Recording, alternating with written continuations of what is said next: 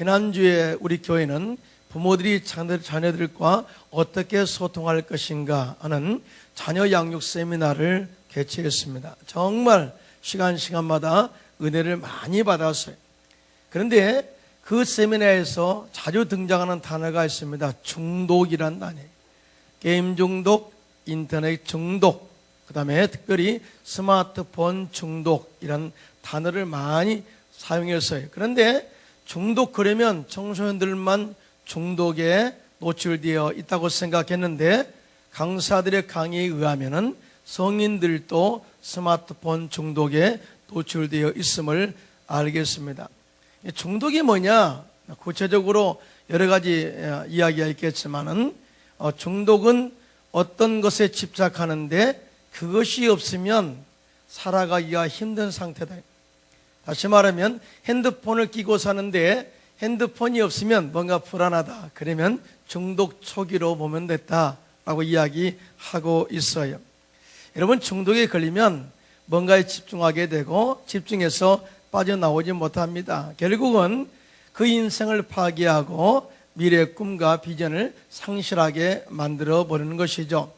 그러므로 우리는 이 중독이라는 단어를 알고 있고 빠져나가기를 원하지만은 인간 스스로 할 수 없는 게 이 부분이다라고 이야기합니다. 그러면서 우리가 성령으로 충만하고 말씀으로 무장하여 나간다면은 주님의 능력으로 중독에서 해방될 수가 있음을 이야기하고 있습니다. 이것을 구속사적인 관점에서 우리가 해결할 수가 있다라고 이야기하더라고요. 물론 신학적 용어입니다. 자, 우리가 인생에 살아가면서 세상에 많은 공격이 다가오죠. 그러면서 우리는 반드시 승리하며 살아가야 되는데 우리가 성령의 충만한 능력을 빼놓고서는 영적인 승리를 이야기할 수 없습니다. 그래서 오늘 보면 갈라디아서 5장 16절 이렇게 말씀합니다. 내가 이르노니 너희는 성령을 따라 행하라. 그리하면 육체의 욕심을 이루지 아니하리라 라고 말씀하고 있어요. 그러므로 우리 광명순복음교회 성도님들은 성령으로 충만하여 성령에 따라 살아가고 날마다 영적으로 승리하는 삶을 살게 되시기를 주님의 이름으로 축복합니다. 자, 그러면 성령의 능력을 따라 살면 어떤 역사가 우리의 삶 가운데 일어날까요? 첫째로 십자가의 은혜와 가치를 알게 되는 축복이 다가오게 됩니다. 오늘 보면 갈라디아서 5장 18절인데요. 다 같이 시작. 너희가 만일 성령의 인도하시는 바가 되면 율법 아래 있지 아니하리라 하고 말씀하고 있어요. 이 세상에서 가장 불쌍한 사람이 누구일까요? 그런데 이 세상에서 많은 사람이 돈이 없는 사람이다 라고 생각할지 모르겠지만은 많은 것을 가졌어도 예수를 믿지 못하여 지옥 가는 사람이, 그래서 예수님께서는 마가복음 8장 36절에 같이 시작. 사람이 만일 온 천하를 얻고도 자기 목숨을 잃으면 무엇이 유익하리요 라고 말씀하고 있는 것을 보게 됩니다. 여러분, 그 다음으로 불쌍한 사람은 누구냐? 교회는 열심히 다니는데 예수를 때 십자가의 은혜와 가치를 알지 못하고 여전히 율법 아래 머물러 있는 자들이, 이런 사람들은 구원의 가치를 모릅니다. 이런 사람들은 예수님을 믿지 못합니다. 그래서 여전히 죄 가운데 살 수밖에 없는 자들이라 라고 지적하고 있는데요. 유대인들이 바로 오늘날 그렇게 살고 있음을 지적하고 있는 거예요. 이런 구약 성경을 통해서 장차 메시아가 이 땅에 와서 모든 죄인들을 구원하기 위해서 십자가의 고난의 고통을 짊어지게 될 것이라고 눈이 말씀했지만 유대인들은 그 말씀을 믿지 못했어요. 그래서 여전히 율법을 지켜야만이 구원받는다고 하는 그런 율법에 매여서 여전히 죄 가운데 삶으로 말미암아서 하나님의 은혜를 저버리고 사는 자들이었어요. 여러분, 성경에 보니까 의인은 없나니 하나도 없다. 즉 율법을 지켜서 의인된 사람은 없다는 것이죠. 자, 그러면서 요한복음 1장 17절에 대해서 이 부분을 이렇게 말씀합니다. 시작. 율법은 모세로 말미암아 주어진 것이요 은혜와 진리는 예수 그리스도로 말미암아 온 것이라고 분명히 말씀하고 있어요. 무슨 말이에요? 율법은 사람을 통해서 왔다는 거예요. 모세를 통해서 왔고 신의 산을 계약을 통해서 왔다는 것이죠. 그러나 율법이라는 것은 우리가 의인되게 만드는 과정이 아니라 우리가 죄인임을 깨닫게 하는 것이고 우리를 십자가의 은혜 앞으로 인도하는 몽학선생이라는 사실을 가르쳐주고 있는 것입니다. 그러나 십자가의 은혜는 하나님으로부터 왔다. 직접 하나님께서 예수 그리스도를 보내심으로 말미암아서 구원의 완성을 이루신 은혜다라고 이야기를 하고 있는 것입니다. 그런데요, 이러한 십자가의 은혜, 즉 예수를 믿어 구원받는 은혜는 성령을 통하지 않고서는 절대로 깨달을 수 없음을 이야기하고 있는 거예요. 그래서 예수님께서는 요한복음 15장 26절에 다 같이 시작. 내가 아버지께로부터 너에게 보낼 보혜사 곧 아버지께로부터 나오시는 진리의 성령이 오실 때 그가 나를 증언할 것이요 라고 말씀하고 있어요. 다시 말해서 성령이 우리 가운데 임할 때 성령이 예수 그리스도를 증거하는데 십자가의 능력을 증거하고 마귀의 일을 멸하신 그 십자가의 승리를 증거하게 된다는 사실을 가르쳐주고 있어요. 여러분, 예수님의 제자들을 보십시오. 초대교회 예수님의 제자들은 누가 선택한 사람들이에요? 예수님이 직접 그들을 선택한 사람들입니다. 그 정도 되면은 얼마나 그들을 향한 기대가 컸던가를 알 수 있죠. 자, 그러면서 또 그들은 3년 반 동안 예수님의 천국 복음을 직접 전수받은 사람들이고 둘씩 짝지어 나가서 복음을 전할 때마다 귀신이 쫓겨가고 많은 사람들이 치료받는 역사를 경험했던 그런 사람들이 그들이 복음을 전할 때 주여 우리가 주의 능력에 힘입어서 복음을 전할 때 귀신도 쫓겨가는 것을 보았습니다. 이렇게 보고했을 때 주님께서 그것으로 기뻐하지 말고 너의 이름이 하늘의 생명록에 기록된 것을 기억하고 기뻐하라 하겠습니다. 뭐예요? 구원의 가치를 아는 것이 더 중요하다는 거죠. 그런데 성령이 있을 때는 그걸 깨달았는데 성령이 떠난 이후에는 그 하나님의 구원의 가치가 그렇게 기쁘게 다가오지 않았다는 것이죠. 그래서 그들이 3년 반 동안 예수님의 제자가 되어서 열심으로 배웠지만은 예수님께서 전 인류의 구원을 위해서 십자가에 달려 돌아가실 때 그들은 다 예수님을 배반하고 도망가고 말았습니다. 예수님께서 사망 권세를 이기시고 부활하셔서 40일 동안 그들과 함께 있었어도 그들은 십자가에서 마귀의 일을 멸하시고 승리하신 예수님의 은혜를 깨닫지 못했어요. 그런데 그들이 11일 동안 마가의 다락방에서 금식하며 간절히 성령을 사모했습니다. 하나님 성령의 충만함을 부어주십시오. 약속하신 성령의 능력을 허락하여 주시옵소서. 드디어 오순절 날에 위로부터 강한 바람이 임하게 되고 불이 해같이 갈라지는 것이 각자 머리에 있게 되는데 성령의 불을 받게 된 것입니다. 그 순간 깨달아지는 게 뭐냐? 예수님이 나의 죄를 위하여 나의 저주를 위해서 나의 영생을 위해서 십자가에 달려 죽으신 그 은혜가 깨달아진 거예요. 그때부터 그들은 죽음을 두려워하지 않습니다. 나가서 담대하게 십자가의 도를 전하고 난 이후에 그날에 구원받은 숫자가 3,000명이나 되었다고 성경은 증언하고 있습니다. 할렐루야. 뭐가 그렇게 맞는 거예요?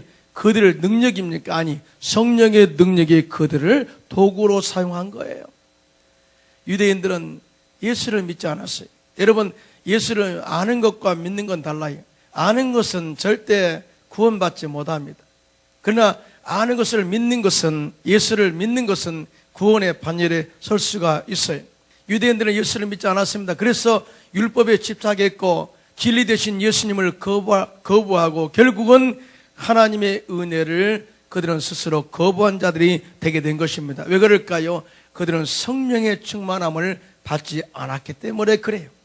그래서 갈라디아서 5장 18절은 이렇게 말합니다. 시작. 너희가 만일 성령의 인도하시는 바가 되면 율법 아래 있지 아니하리라. 그 말은 뭐예요? 만약에 너희들이 성령을 받았다면 율법의 진리를 깨닫게 될 것이고 이 땅에 오셔서 십자가에서 마귀를 말하시고 율법을 완성하신 그 주님을 알게 되었고 믿게 되었을 것이다 라고 역으로 지금 현재 말씀하고 있는 거예요.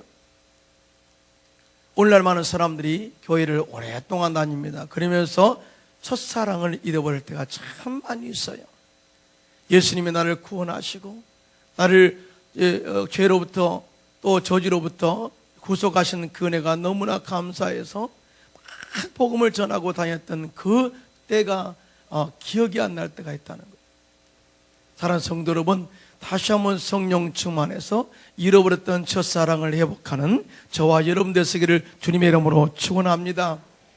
그렇습니다. 우리가 오랜 세월 동안 예수를 믿어서 그것이 능력으로 나타나는 것이 아니라 내가 짧은 기간에 예수를 믿는다 할지라도 성령이 우리 안에 역사할 때, 충만할 때, 성령의 능력으로 살아갈 때에 예수 그리스도의 십자가의 도의 가치가 깨달아지고 그 능력으로 승리할 수 있음을 절대로 믿고 나가게 되시기를 주님의 이름으로 축원합니다. 축원합니다. 둘째로 성령의 능력으로 육체의 정욕을 이룰 수가 있음을 선포하고 있습니다. 오늘 갈라디아서 5장 17절입니다. 시작. 육체의 소욕은 성령을 거스리고 성령은 육체를 거스리나니 이 둘이 서로 대적함으로 너희가 원하는 것을 하지 못하게 하려 함이라고 말씀하고 있습니다. 우리가 예수를 믿고 하나님의 자녀가 되고 나면은 내 마음에 영적인 갈등이 항상 있게 됩니다. 내 옛사람의 심성은 항상 하나님의 영을 거부하게 되고 또한 내 안에 계시는 성령의 능력은 육의 생각을, 육의 정욕을 거부하는 그런 현상들이 자주 일어나요. 내가 성령으로 충만하면 육체의 정욕을 이겨나가게 되고 내가 기도하지 않으면 육체의 소욕이 하나님의 그 마음을 장악하고 육신의 뜻대로 하는 것을 보게 돼요.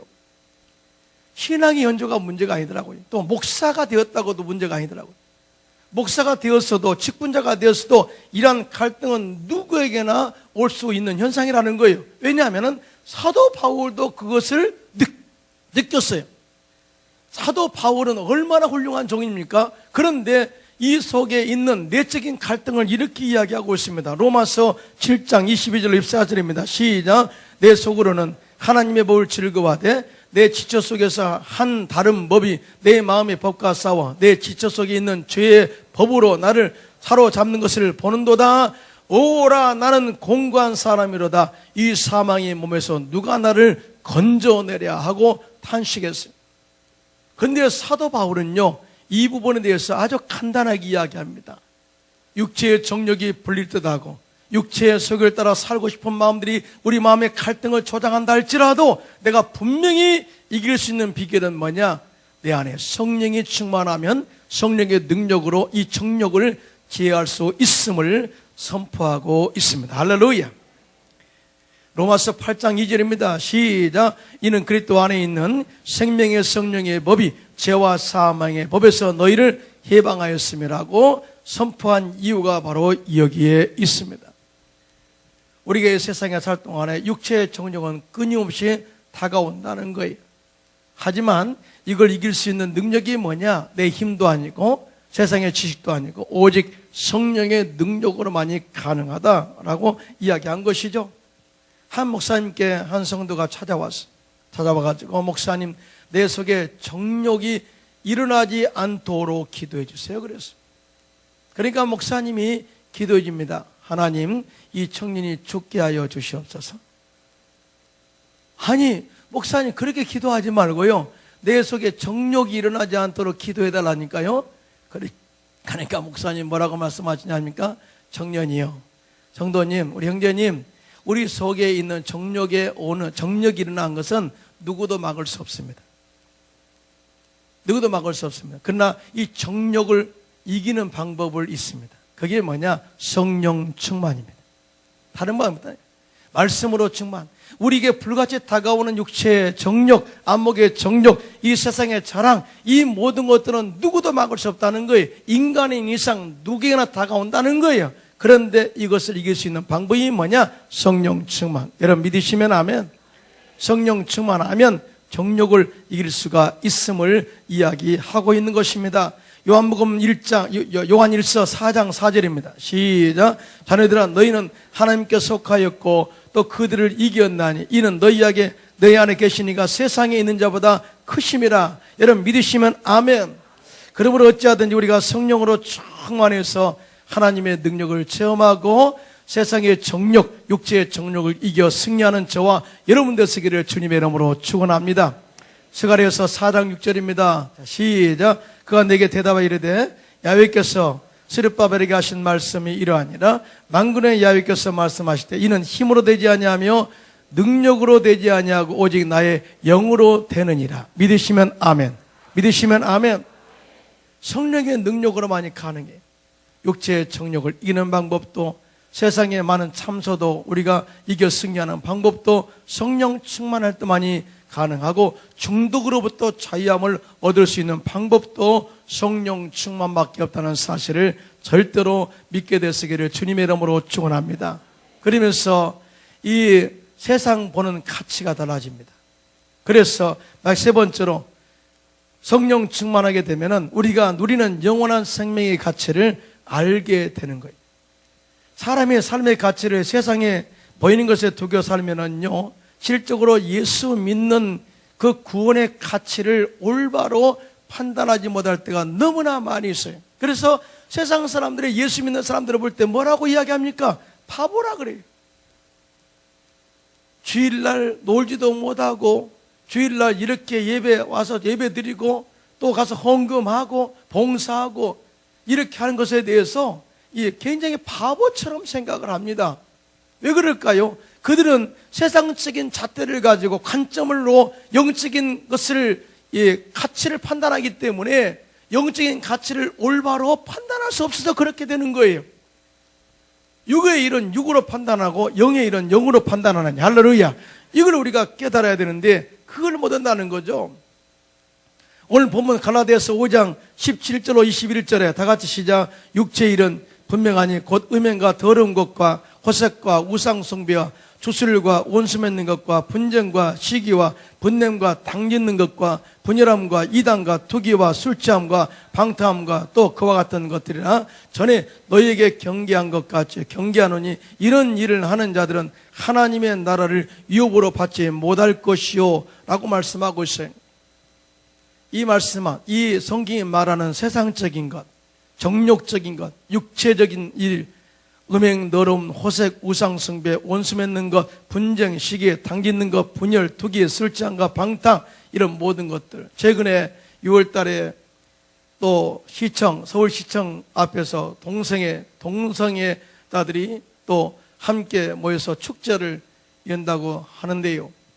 교회 축제라고 이야기합니다만은 정말 이 나라가 정말 타락의 길로 가는 데에 노출되어 있습니다. 이거는 세계의 사람들이 그렇게 조장하고 있는 것을 보게 됩니다.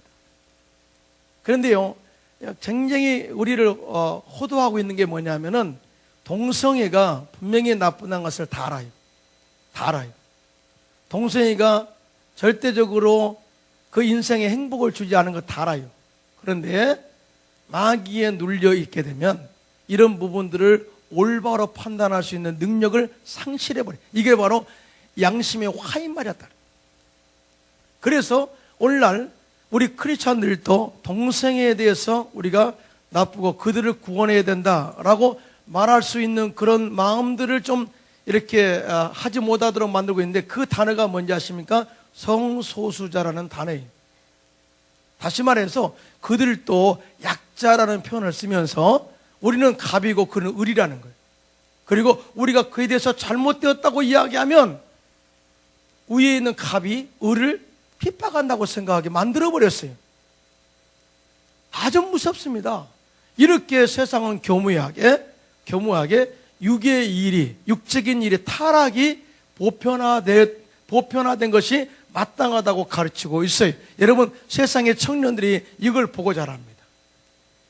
이걸 보고 자랍니다. 자, 그러면은 과연 그런 육의 생각을 가지고 나를 구원하신 하나님의 영원한 가치에 대해서 생각할까요? 그리고 내가 하나님께 선택받은 그런 백성으로서의 가치를 생각할까요? 아니죠. 이게 지금 문제라는 거죠. 이게 마귀의 전략입니다. 마귀는 어찌하든지 세상적으로 잘 되는 것, 인기 있는 것에 집착하도록 만들고 사람들이 인정해주는 그 대열에 있기를 원하도록 조장하고 있는 거예요. 그래서 마귀가 뱀으로 가정해서 아담과 하와에게 그런 욕을 합니다. 네가 선악과를 따 먹어라. 자, 그러면서 창세기 3장 5절 6절에 이렇게 말합니다. 시작. 너희가 그것을 먹는 날에는 너희 눈이 밝아져 하나님과 같이 되어 선악을 알 줄 하나님이 아심이라. 여자가 그 나무를 본즉 먹음직도 하고 보암직도 하고 지혜롭게 할 만큼 탐스럽게도 한 나무인지라. 여자가 그 열매를 따먹고 자기와 함께 있는 남편에게도 주매 그도 먹었다라고 성경은 말씀하고 있어요. 마귀는 끊임없이 아담과 하와에게 세상의 가치, 눈에 보이는 가치를 더 크게 보도록 조장했다는 거예요. 그리고 주님께서 우리를 창조한 목적을 상실하게 하고 번성하게 하나님의 영광을 위해서 살도록 하는 그 삶의 목적을 상실하도록 그의 눈을 흐리게 만들어. 결국은 아담과 하와가 그 마귀의 말을 듣고 선악과를 바라본 즉 먹음직도 하고 보암직도 하고 탐스럽게도 한 나무처럼 보여서 결국 그 열매를 따먹고 죄를 범하게 된 것입니다. 눈에 보이는 가치를 찾아 헤매다가 결국 죄가 들어오게 되고 지옥으로 떨어진 신세가 된 겁니다. 그러나 예수님께서는 인간의 영원한 생명의 가치를 회복하기 위해서 당신이 십자가에 달려 죽으심으로 말미암아 당신의 값을 지불하셔서 우리를 죄 가운데 저주 가운데 구원하신 거예요. 여러분 믿으시면 아멘. 이것이 달라. 이 가치를 발견할 수 있는 영적인 방법이 뭐냐? 바로 성령 충만함밖에 없어요. 나는 택하신 족속이요 왕같은 제사장이요 그의 나라요 그의 소유가 된 백성이니 어두운 데서 우리를 불러내신 하나님의 은혜를 깨닫게 하는 능력이 뭐냐? 바로 성령 충만밖에 없다 그 말이죠. 이 정도로 나의 가치를 깨닫는 것이 중요해요. 세상의 판단의 기준에 우리의 가치를 노출해서는 안 돼요. 하나님의 나를 어떻게 보시느냐 이 가치의 기준을 가지고 여러분 당당하게 살게 되시기를 주님의 이름으로 축원합니다. 동료들에게 왕따를 당한 제자가 있었어요. 그래서 실에 빠진 그가 스승을 찾아갔습니다. 선생님, 나는 왕따를 당합니다. 내가 어떻게 살아야 할지 모르겠습니다. 힘듭니다. 그러니까 이 스승이 벽장 속에서 주먹만한 돌 하나를 꺼내주면서 이 돌의 가치가 얼마나 될 것 같은가 시장에 나가서 여러 사람들에게 물어보고 오라고 그랬어요. 제자가 시장에 나가서 제주장사에게 물었습니다. 아저씨, 이 돌의 가치가 얼마나 될 것 같아요? 그러니까 이 제주장사가 말하기를 애끼 사람아, 그 돌이 주먹만한 돌이 무슨 가치가 있어? 에이, 갖다 버려. 에이, 아저씨 무슨 말씀하세요? 그래도 이거 좋은 거예요. 그리고 나서 푸주간의 정육점에 가서 고기를 팔고 있는 그 주인에게 물었습니다. 아저씨, 이 돌이 얼마나 가치가 있을 것 같아요? 가만히 보더니 그 돌 괜찮네. 내가 고기 한 건 주면 나에게 주세요. 내가 그는 뭐예요? 그 돌의 가치는 고기 한 근값 같이 밖에 안 된다는 거예요. 나중에 이제 세 번째 쌀 가게에 가가지고 아저씨, 이 돌의 가치가 얼마나 될까요? 그랬더니 쌀 가게 아저씨는 내가 쌀 한 마를 대줄 테니까, 한 마를 쳐줄 테니까 그 돌을 나에게 줘서. 좀 보기는 좋네. 그렇게 이야기했어요. 이 청년이 실망하고 돌아오면서 마지막으로 보석 가게에 들려가지고 보석장 주인에게 그 돌을 보여주며 물었습니다. 그 주인은 무심결에 한번 훑어보더니 깜짝 놀라면서 돌을 가지고 정밀 검사를 합니다. 그러면서 이마에 땀을 뻘뻘 흘리며 떨리는 목소리로 말합니다. 당신이 받고 싶은 액수가 얼마요? 얼마를 부르든 내가 다 주고 사겠습니다. 이 돌은 사실은 가격을 매길 수 없을 만큼 엄청나고 희귀한 보석이요, 부르는 게 값입니다 라고 이야기했어요. 여러분 생각해 보세요. 이 선생이 이 제자에게 뭘 가르치기를 원했어요? 보석 갖다 팔아라, 그게 아니잖아요. 이 보석의 진가는 누구만 알 수 있느냐?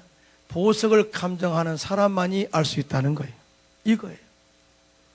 우리가 세상 속에서 박해를 받고 핍박을 받고 예수 믿는 것이 손해보는 것처럼 모이고 바보처럼 보여도 우리가 세상 사람의 눈의 기준에서 우리가 인정을 못 받는다 할지라도 하나님은 내가 너를 택하였다, 내가 너를 불렀다, 내가 너를 지명하였다, 너는 내 것이라 라고 하시는 그 은혜, 얼마나 소중한 존재로 부르신가를 하나님께서 깨닫게 하셨다는 사실 믿게 되시기를 주님의 이름으로 축원합니다. 누가 자기 아들을 십자가에 못 박으면서까지 우리를 구원할 사람이 어디 있겠어요? 없어요. 그만큼 하나님께서는 우리를 가장 소중한 존재, 보석보다도 가장 값진 존재로서 우리를 세우고 있다는 사실을 믿으시기를 주님의 이름으로 축원합니다. 그런데 이런 하나님의 존재의 가치를 깨닫는 것도 성령 충만할 때만이 가능해요. 할렐루야. 성령 충만. 그래서 우리 광명 선봉교회 성도님들 이제부터 우리의 존재 가치를 좀 귀하게 또 생각하고 당당하게 살게 되시기를 주님의 이름으로 축원합니다. 성령 충만해야, 성령의 능력으로 충만해야 십자가의 은혜를 깨닫게 됩니다. 성령 충만해야 육체의 정욕을 이기고 살아갈 수가 있습니다. 성령 충만해야 내 존재의 영원한 가치를 깨달을 수가 있습니다. 그러므로 우리 광명순복교 성도님들은 어찌하든지 성령과 말씀으로 충만해서 여러분의 존재 가치를 귀하게 생각하고 당당하게 세상 속에서 승리하며 살게 되시기를 주님의 이름으로 축원합니다. 축원합니다.